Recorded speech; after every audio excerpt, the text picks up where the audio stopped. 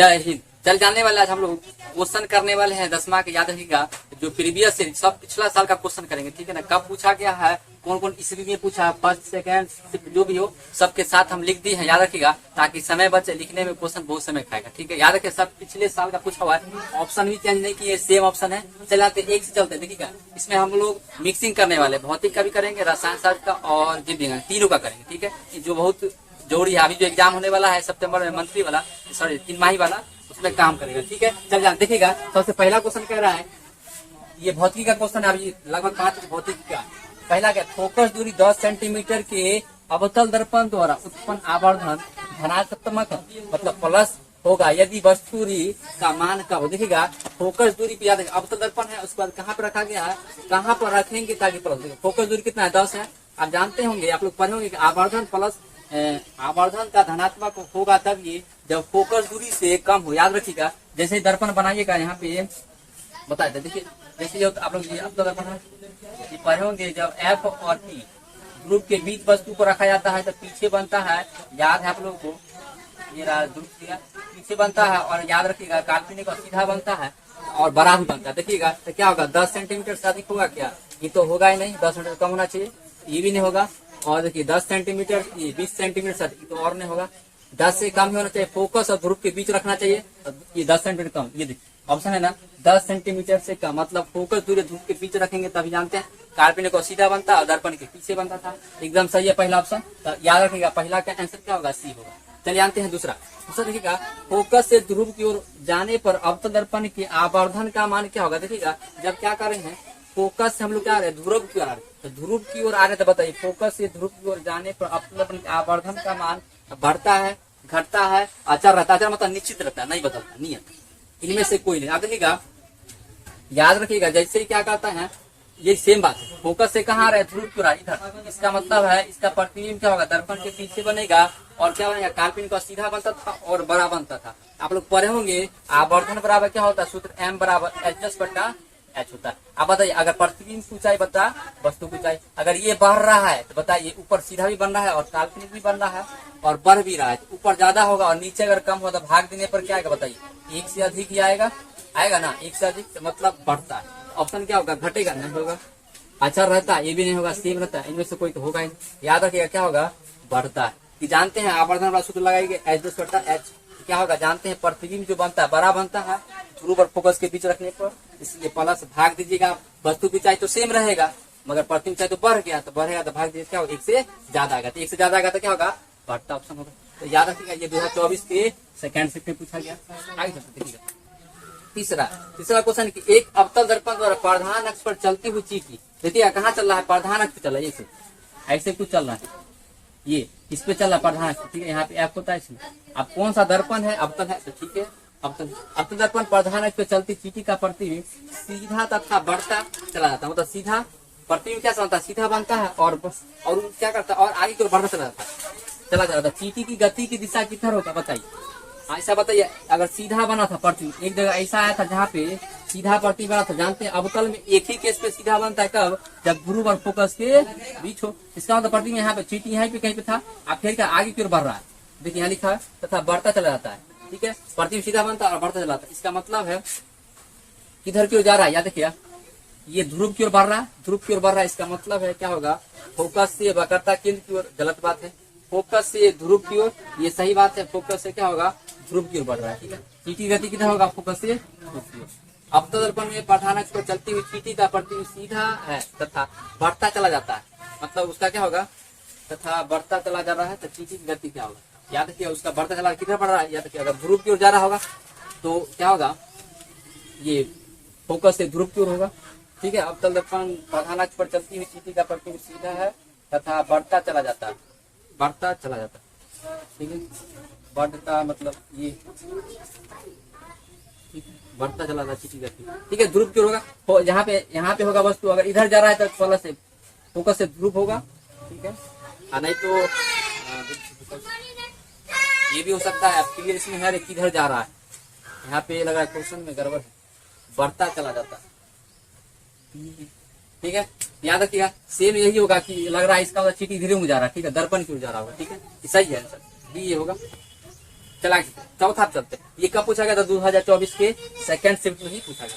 अगला है चौथा, किसी माध्यम का वर्तमान मान क्या होगा? आप लोग पढ़े होंगे, याद रखिए एसनेल का नियम पढ़े होंगे, वहां पे पढ़े होंगे एसनेल के नियम, म्यू बराबर पढ़े होंगे, म्यू बराबर पढ़े होंगे साइन आई बटा साइन आई, याद कीजिए पढ़े होंगे साइन आई बटा, मतलब आपतन कोण की ज्या और अपवर्तन कोण की ज्या क्या होता है? कि निश्चित अनुपात होता है। आप लोग पढ़े होंगे, देखिएगा निश्चित अनुपात कौन है? देखिए ये साइन आर बटा आर तो नहीं होगा, ये गलत बात है, ये गुना में भी नहीं होता, ये भी गलत है, और प्लस में तो हो भी नहीं करता। इसका मतलब है साइन आई बटा साइन आर, पहला सही ऑप्शन। 4 का क्या हो जाएगा? ए ऑप्शन, ठीक है, यहाँ पे ये लिखा होगा ए ऑप्शन। 4 का क्या हो जाएगा? A option. देखिए कब पूछा गया, देखिए क्वेश्चन कितना इंपोर्टेंट, 2011 में पूछा है, 2015 में पूछा है, 2021 में पूछा है, देख रहे कितनी बार पूछा है, तो बहुत जरूरी है। किसी माध्यम का अपवर्तन कितना होगा? याद देखिएगा, ये में पूछा गया साइन आई बटे साइन आर, एसनेल का नियम लगाइएगा। अगला देखिए, अगला 5वां बहुत हल्का क्वेश्चन है, तो सबको जुबानी पे याद रहता है। हीरा का बर्तना है, हीरा का बर्तना देखिएगा सबको पता है 1.42 तो होता ही नहीं, और ये रखिएगा ये 1.32 ये भी नहीं होता है। सबसे अधिक हीरा का बर्तनांक होता है जो कितना होता है? 2.4। ये सबको याद होगा, ये याद भी करना होगा, याद रखिएगा सबका याद होगा। 1.003 जैसे ये हवा का होता है, ठीक है, जल का 1.33 होता है, इस तरह सबका याद रखना पड़ेगा। याद रखिए हीरा का बर्तनांक 2.4 जो कि सबसे अधिक होता है 2.4, ठीक है। आगे चलते हैं और अगले हम लोग लिखते हैं फिर से क्वेश्चन, तो फिर से हम लोग क्या करते हैं? याद रखिएगा, फिर से हम लोग क्या करते हैं? लिखते हैं क्वेश्चन और बनाते हैं। चलिए अब देखिएगा रसायन शास्त्र का कुछ क्वेश्चन लिए हैं, देखिएगा 6 से लिए हैं, 5 को देखिए भौतिकी करा है और 6 से रसायन शास्त्र का क्वेश्चन लिख दिए ताकि आपको समय बचे, ठीक है। देखिएगा पहला क्वेश्चन क्या कहा गया, गौर से देखिएगा, इसमें कहा गया सोडियम जिंक मैग्नीशियम, ये क्रियाशीलता आप लोग पढ़े होंगे, याद कीजिए potassium sodium calcium magnesium aluminium zinc लोहा तीन लेड हाइड्रोजन कॉपर। जिसको याद होगा तुरंत बना लेगा, जिसको याद नहीं होगा बहुत दिक्कत होगा। देखिएगा उसके लिए याद करना पड़ेगा आपको। देखिएगा सबसे पहले याद यहाँ पे सबसे पहले पोटेशियम होता है, उसका देखिएगा सोडियम होता है, तब मैग्नीशियम होता है, तब एल्युमिनियम होता है, तब जिंक होता है, उसके बाद potassium sodium calcium magnesium aluminium zinc, ठीक है। उसके बाद लोहा होता है, उसके बाद देखिएगा टीन होता है, उसके बाद लेड होता है, उसके बाद हाइड्रोजन होता है, उसके बाद कॉपर। इतना ही बन जाएगा देखिएगा, और नीचे जाने की जरूरत नहीं, ठीक है। इसमें पहले रखा गया देखिए सोडियम, ठीक है, उसके बाद जिंक है कम, ठीक है, उससे कम, ये देखिए गड़बड़ हो गया। मैग्नीशियम को पहले रखना चाहिए, ये ऑप्शन क्या हो जाएगा? गलत हो जाएगा। पहले मैग्नीशियम होना चाहिए तब जीतना चाहिए, गलत है। दूसरा में देखिएगा तो सोडियम रखा गया, मैग्नीशियम, ठीक है, उसको देखिए कॉपर से भी कम जिंक को रखा गया, ये गलत है, ये भी ऑप्शन गलत है। तीसरा देखिएगा सी में पहले मैग्नीशियम से बड़ा सोडियम, सोडियम से बड़ा जिंक, और सोडियम जिंक से भी बड़ा कॉपर रखा है। बताइए कॉपर का तो सबसे कम होता है, ये गलत है, ये भी ऑप्शन। अब देखिए एक ही ऑप्शन बचा है, तो अब नहीं बनाएगा तो ये ऑप्शन मार दीजिएगा एग्जाम में, समय नहीं दीजिएगा। यहाँ तो हम बता देते, देखिएगा सोडियम, सोडियम से कम मैग्नीशियम, मैग्नीशियम कम, देखिए एल्युमिनियम होता है, गाइड कर दिया, डायरेक्ट जिंक पे चला गया, देखिए कम है, एकदम सही, जिंक कम है। तो सबसे कम देखिए कॉपर भी, कॉपर भी देखिए 4 एकदम सही है पूरा। सोडियम से कम मैग्नीशियम, मैग्नीशियम से कम जिंक, और जिंक से कम कॉपर, ये वाला ऑप्शन क्या आपका सही हो जाएगा। अगला देखिएगा 7 में कब पूछा गया? देखिएगा 2013 में पूछा गया फर्स्ट। अब देखिए दूसरा निम्नलिखित में कौन सा उपधातु है? देखिएगा आप लोग पढ़े होंगे 7 उपधातु होते हैं, याद रखिएगा सिलिकॉन होता है, सिलिकॉन यहाँ लिख देते, सिलिकॉन होता है, जर्मेनियम होता है, याद रखिएगा। उसके बाद बोरॉन होता है, आर्सेनिक होता है, याद रखिएगा। उसके बाद एसपी होता है, ये होता है एंटीमनी, याद रखिए एंटीमनी से। देखिएगा लोहा तो धातु है, ये हो नहीं सकता है, कॉपर धातु ये भी नहीं हो सकता, निकेल भी धातु ये हो ही नहीं सकता। तो बचा क्या? एक ऑप्शन आराम से देखो, अगर आपको याद नहीं होता तो कैसे बनाते? लोहा जानते हैं धातु नहीं होगा, कॉपर धातु नहीं होगा, निकेल भी धातु नहीं होता, तो क्या मारते थे? मारते थे डी नंबर। आपको नहीं याद रहता तभी मार देता। याद रखिए एंटीमनी का सूत्र है, एंटीमनी का संकेत एस भी होता है, याद रखिए एक उपधातु है, ठीक है। उपधातु पर होंगे जिसमें धातु धातु दोनों का गुण पाया था, ठीक है। अब चलिए देखते अगला 8वां, कौन सा धातु है जो कमरे के दाब पर द्रव अवस्था पाया था? मिट गया, ये द्रव अवस्था, ठीक है, द्रव अवस्था लिखा गया है। देखिए ये तो सबको लगभग याद ही होगा। धातु में पूछता था मरकरी ऑप्शन होता, धातु के लिए पूछता था मरकरी, मगर यहाँ पे धातु नहीं पूछा है, अधातु पूछा है। यहाँ पे तांबा भी देखिए धातु ये तो हो ही नहीं सकता, ये कभी द्रवस्था में पाया नहीं जाता। एल्युमिनियम तो और नहीं पाया था, ये तो और अच्छी है, एल्युमिनियम पाया नहीं जाता। देखिएगा तो क्या होगा इसका आंसर? ये ब्रोमीन सही है, याद रखिएगा। इकलौता ऐसा अधातु है, याद रखिएगा, जो द्रवस्था में पाया जाता है, ठीक है। आगे जाते दूसरा अगला देखिए, ये कब पूछा गया? देखिए 24 में पूछा है, 14 में पूछा है, 19 में पूछा है, 22 में पूछा है। क्या पता इस बार पूछ दे, याद रखिएगा 3 महीने जो एग्जाम हो जाए उसमें पूछ भी सकता है, बहुत ध्यान से रखिएगा इसको। ब्रोमीन अधातु में, धातु में मरकरी या पारा। अगला देखिएगा 9 में है कि जब सोडियम हाइड्रोक्साइड जिंक से अभिक्रिया करता है तो कौन सा उत्पाद बनता है। आप लोग जानते होंगे, जैसे क्या कीजिएगा NaOH तो अभिक्रिया कराइएगा जिंक से, जानते हैं कि लवण और हाइड्रोजन गैस बनेगा। तो देखिए हाइड्रोजन गैस तो सब में अब पकड़ना बहुत मुश्किल हो जाएगा कि हाइड्रोजन गैस सब में, ऐसा भी सब में है कि जिंक के साथ भी सब में लवण बना हुआ है, ये भी देखिए लवण बना है, मगर सही कौन सा इसमें लवण है वो पकड़ना मुश्किल हो जाएगा। तो देखिएगा इसमें क्या बनता है, लवण बनता था और क्या बनता है, इसको देखिए संतुलित करना होगा आपको, देखिएगा और जेड ये NaZN, देखिए यहाँ पे 2 आएगा कि 1 आएगा, इसको बताते हैं पहले। हाइड्रोजन गैस तैयार करेगा, लवण बनता है। अब देखिएगा यहाँ से सूत्र बनाने के लिए क्या करना पड़ेगा, देखिएगा ऑक्सीजन को बाह्यतम कक्षा में कितने इलेक्ट्रॉन होता है खाली, देखिएगा टोटल 8 होता है ना, इसका बनाएगा 2,6, मतलब 8 फोड़ने के लिए अष्टक के नियम के अनुसार इसको 2 चाहिए, ठीक है ना। अब देखिएगा ये क्या होता है, जिंक याद रखिएगा जिंक का परमाणु संख्या 30 होता है, तो 2 8 8 बैठाइएगा कितना, 2 8 18 8 10 28 8 30, मतलब 2 को तो यही दे देगा। इसमें तो सोडियम क्या कर रहा है बताइए, सोडियम को पुराने के लिए इसको भी बढ़ा दीजिए और इसको भी बढ़ा देते हैं। देखिएगा जब ऑक्सीजन को 4 को कर 2 को कर दे, इसका मतलब ऑक्सीजन का कितना इलेक्ट्रॉन लेगा, 4 इलेक्ट्रॉन लेगा। जिंक कितना दे सकता है, मात्र 2 ही दे सकता है, तो 2 इसको बढ़ा देते हैं सोडियम। तो देखिएगा 2 ही दे दिया, 2 ही दे दिया, 4 को फोड़ गया, उसका काम तमाम हो गया, एकदम संतुलित हो गया। याद रखिएगा यही बनेगा। तो ऑप्शन खोज लेते हैं कौन सा, देखिएगा ये Na2ZnO2 और हाइड्रोजन गैस। याद रखिएगा लवण बनता है और हाइड्रोजन गैस, आप लोग पढ़े होंगे अम्ल धातु अभिक्रिया करता था, लवण और हाइड्रोजन गैस बनता था। सेम याद रखिएगा क्षार भी अभिक्रिया करता है, क्षार से जब अभिक्रिया करेगा धातु तभी भी लवण और हाइड्रोजन गैस बने, मगर सब में ऐसा नहीं होता, याद रखिएगा। आगे चलते हैं, 10वां क्वेश्चन कर रहा है कि लिटमस विलयन बैंगनी रंजक का होता है। बैंगनी रंग का तो बताए थे, आप लोग पढ़ाए थे कि लिटमस पेपर हमेशा देखिएगा जो शुरुआती लिया जाता है वो क्या होता है, बैंगनी रंग का होता है, ठीक है। देखिएगा जिससे कहाँ से निकाला जाता है ये पूछ रहा है। देखिएगा ऑप्शन में है क्या लाल पतास गोभी से निकालेगा, ये तो खुद सूचक है, ये तो होगा नहीं।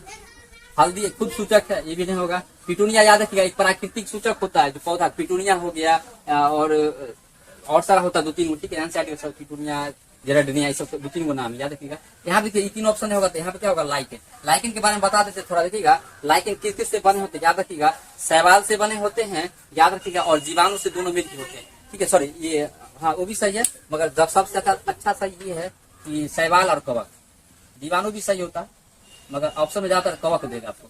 जीवाणु और कवक से मिलकर बने होते हैं। शैवाल क्या करता है, याद रखिएगा प्रकाश संश्लेषण द्वारा भोजन बनाता है, और कवक आप लोग पढ़ोगे इसको पानी जल ला के देता है प्रकाश संश्लेषण के लिए, और याद रखिए घर बना के देता है। तो कवक तो पति का काम करता है और शैवाल पत्नी काम करता है, मतलब ये खाना ला के देता, सब्जी व्यवस्था करता है और एक सिर्फ बनाता है खाना, ठीक है, और बांट के खाता है। इसी को बोलता है लाइकेन। इसी को याद रखिए सहजीवी पूछेगा वह कौन सा सहजीवी है, तो लाइकेन एक सहजीवी होता है, ऑब्जेक्टिव आ सकता है, लाइकेन एक सहजीवी है। और एक और बता देते हैं लाइकेन के बारे में कि पूछेगा, जैसे कहीं भी प्रदूषण चेक करना है ना, वायु प्रदूषण, तो लाइकेन वहाँ पे उगवे नहीं करता है लाइकेन। और लाइकेन कहाँ देखे होंगे, जहाँ पे करीब देखे हरा हरा रंग हो जाता होगा, उसे लाइकेन कहते हैं, ठीक है। आप चलते अगला, तो बैंगनी रंग का होता है, कहाँ से निकलता है, तो लाइकेन से। याद रखिए लिटमस पेपर निकाला जाता है, ठीक है। लिटमस पेपर कहाँ से निकलता है, तो लाइकेन, ठीक है। आप लोग देख भी सकता है मेरे मतलब देख भी सकते, मेरे पास लिटमस पेपर है, ये देखिए, ये रहा लिटमस पेपर, ये ऐसा ही रहता है, देखिए बन के आएगा, ये शैवाल देखिएगा, ये ऐसा बन के आता है, पूरा सूखा हुआ रहेगा।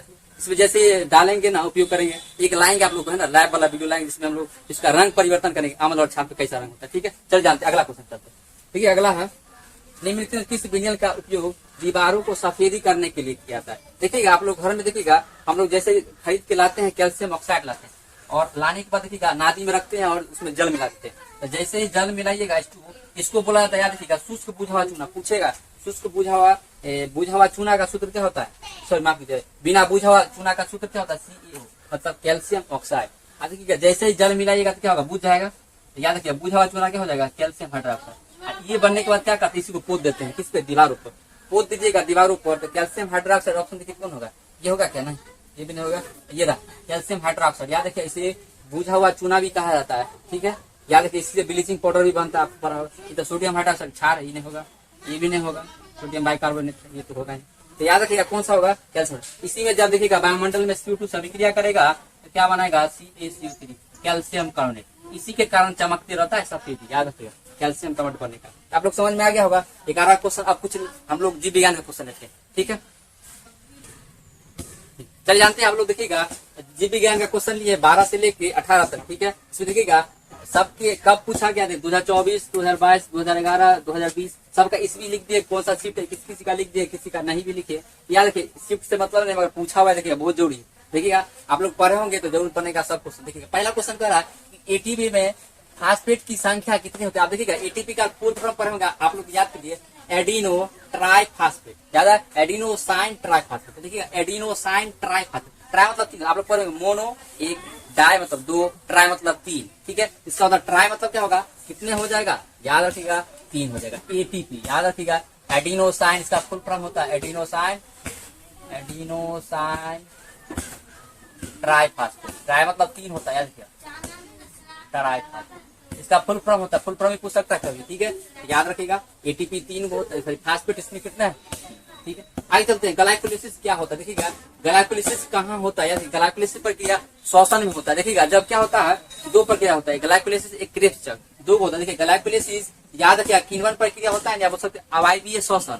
अवायवीय श्वसन में ग्लाइकोलिसिस होता है, जिसमें क्या होता है, आप लोग पढ़े होंगे कि जब प्रथम चरण में क्या होता है, हाँ प्रथम चरण में जो ग्लूकोज होता है पहले पायरुवेट में टूटता है, जिससे कार्बन के 3 अणु होते हैं। आप देखिए वही क्या होते हैं, जब अवायवीय मतलब ऑक्सीजन का उपस्थिति रहता है तो कोशिका द्रव्य में ही पूर्ण हो जाता है। आप लोग ये भी पढ़े होंगे अवायवीय श्वसन, याद रखिएगा अवायवीय श्वसन में ही ग्लाइकोलिसिस प्रक्रिया होता है। तो अवायवीय श्वसन कहाँ पूरा होता है, आप लोग याद कीजिए कोशिका द्रव्य में होता है, एक ही चरण में होता है ना। तो आंसर क्या हो जाएगा, ग्लाइकोलिसिस। याद रखिए ग्लाइकोलिसिस किसमें होता है, अवायवीय श्वसन, इतना याद रखिएगा, आंसर तुरंत ही बन जाएगा अवायवीय,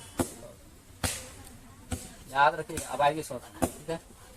और पूछिएगा कभी क्रेब्स चक्र पूछ देगा कहाँ होता है, तो अवायवीय श्वसन में होता है, जो कि प्रथम चरण कोशिका द्रव्य और द्वितीय चरण माइटोकॉन्ड्रिया। याद रखिएगा जब क्रेब्स चक्र पूछेगा तो इसका आंसर ये होगा क्रेब्स चक्र, याद रखिएगा। इन्हें की जरूरी है कि ये पूछ ज्यादा दूसरा नहीं पूछ सकता, हो सकता अगला बार क्रेब्स चक्र पूछ दे तो माइटोकॉन्ड्रिया मारेगा। आगे चलता अगला, पौधे श्वसन क्रिया के अंतर्गत एडीपी जो एडिनो डाइफॉस्फेट होता है के टूटने से कितनी ऊर्जा मुक्त होते हैं। याद रखिएगा आप लोग बताए थे, याद ये एक रिएक्शन बताए थे एटीपी, जो एडीपी होता है ये टूटता है तो एडीपी बनता है और प्लस फास्फेट बनता है। याद कीजिए यही जब टूटता है एडीपी जब फास्फेट में तो कितने ऊर्जा निकलता है, याद कीजिए 30.5 किलो जूल पर मोल निकलता है। याद है आप लोग एनसीईआरटी में पूरा देखिएगा एकदम लिखा हुआ है, और डार्क लाइन में देखिएगा लिखा हुआ है, याद है 30.5 किलो जूल।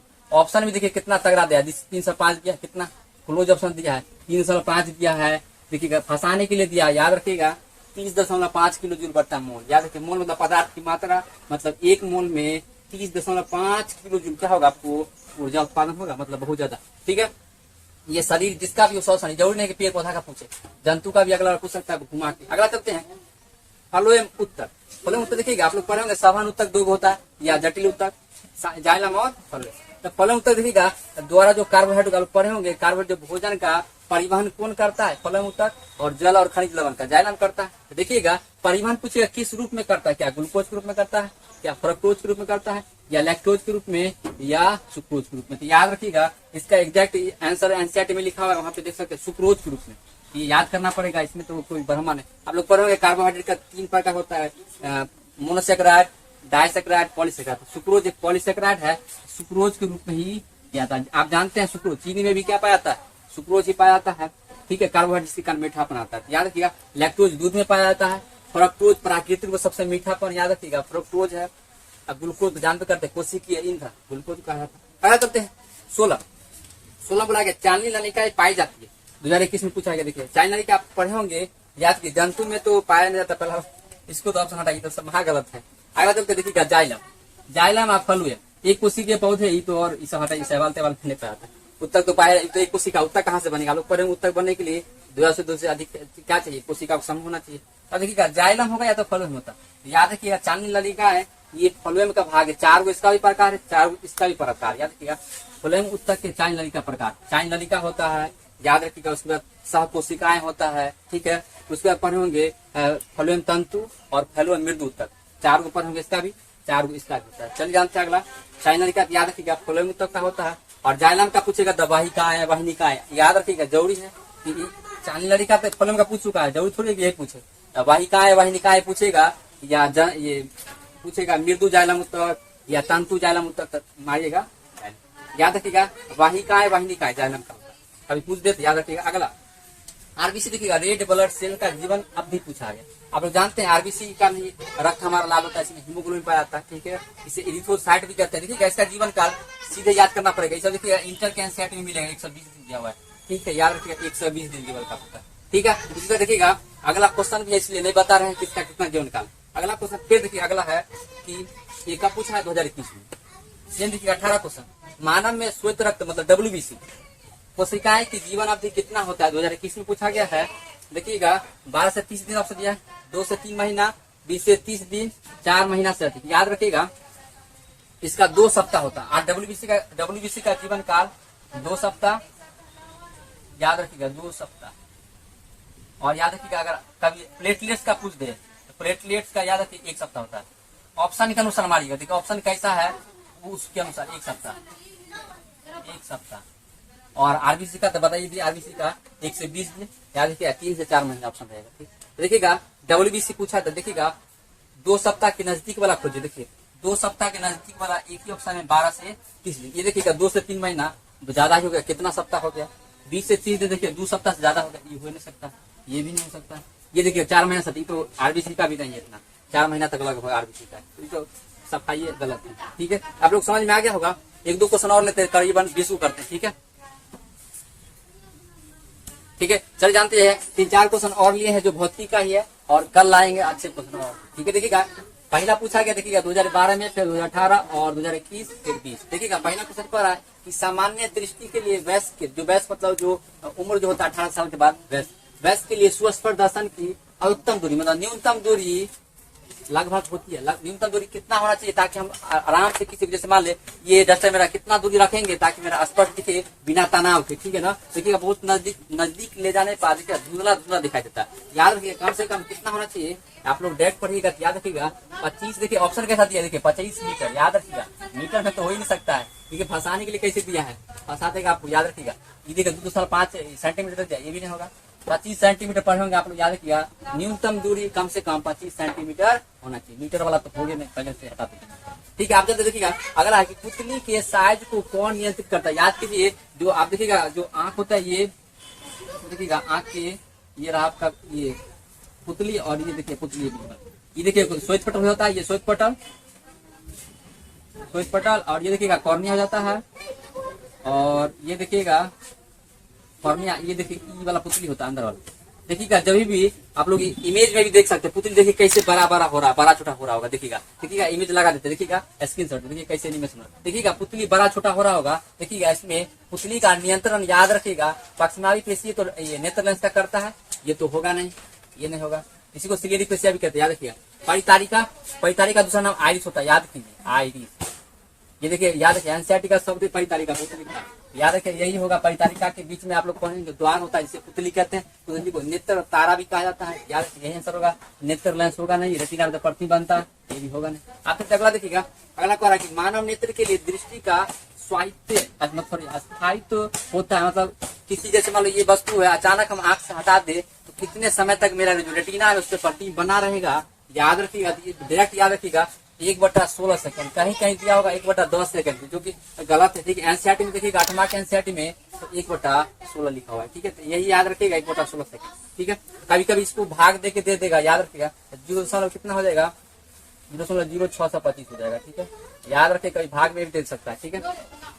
अगर चलते हैं 22 नंबर क्वेश्चन जो कि 2020 में पूछा गया है, निम्नलिखित में से कौन सा नेत्र का रंगीन भाग होता है। रंगीन भाग देखिएगा पढ़ेंगे आप लोग कि कॉर्निया के पीछे है ना एक झिल्ली होते हैं जो अपारदर्शी झिल्ली रंगीन पट्टी से बने होते हैं, उसे क्या कहते हैं, याद रखिए आइरिस कहते हैं। तो आइरिस तो ऑप्शन में है ही नहीं, परितारिका दिया, देखिए आइरिस नाम ही इसी पे, याद रखिए आइरिस, इसी को परितारिका कहा था, ठीक है। याद रखिए आंखों का रंग देखिएगा किसी किसी का बुरा रंग होता है, किसके कारण, परितारिका, ठीक है। पुतली होगा नहीं, ये पुतली तो याद रखिए नेत्र इसमें द्वार है, रास्ता है।